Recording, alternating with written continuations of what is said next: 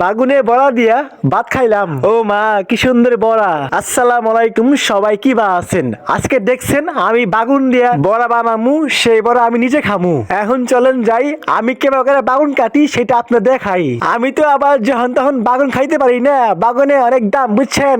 এই বাগুনের দাম নিছে 10 টাকা, একটা বাগুনের দাম 10 টাকা।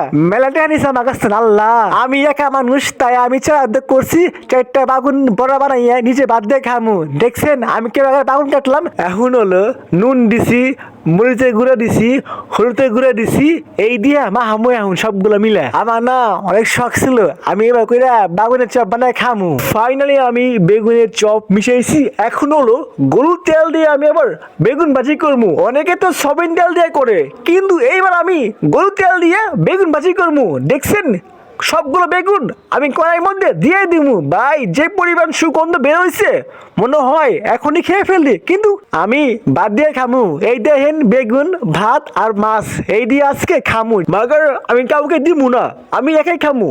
ওহ ভাই সেই মজা লাগছে বেগুন ভাজি আর ভাত।